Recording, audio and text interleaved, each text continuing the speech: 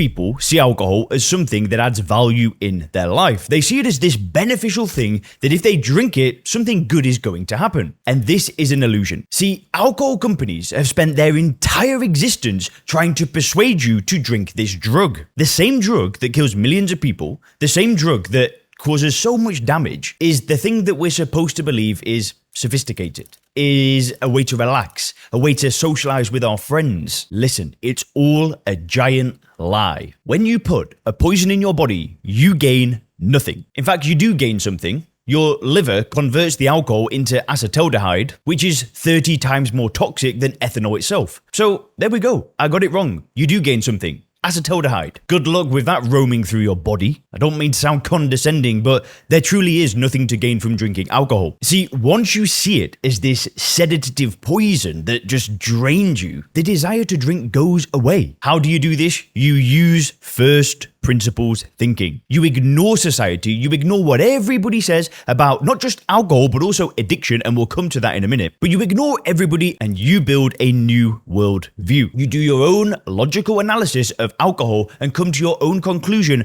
but ignore everybody else. If you don't ignore everybody else, then people will start influencing you. But if you can isolate yourself and isolate your mind and ignore society, ignore common sense that drinking's a good thing, and do your own analysis, I promise you'll come to the same conclusion I've come to. You'll come to the same conclusion, and not just millions of everyday people like us. I'm talking high-level people, celebrities, CEOs, billionaires. They're all waking up to this fact. 50 years ago, it wasn't like this. We didn't realize the damage that it does. But now we've got science. Now we know. So that's the first thing. Build your foundation, apply first principles thinking, do your own logical analysis, and see alcohol for what it is. Which leads me to the second point, and this is linked massively.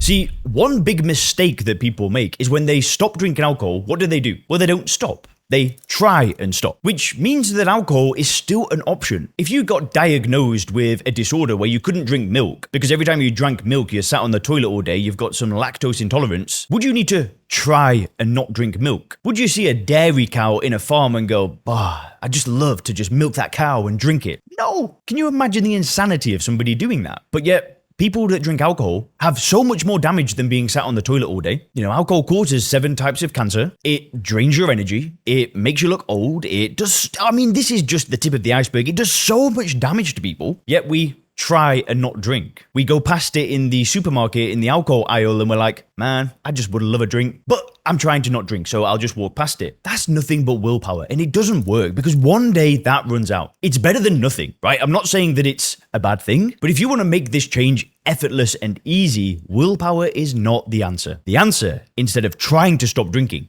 is to decide. You need to decide to not drink. A decision removes the possibility of drinking at all. Now, it doesn't matter what you tell your friends and your family or your wife or your husband. The decision is purely internal. But if you can see alcohol for what it is and then just make one decision and put it behind you and move on, it's not only what I've done, this is what tens of thousands of people have done that watch this channel. Millions of people have done it outside of this channel. But once you decide to not drink alcohol, I'm telling you, it'll be the easiest thing you've ever done in your life.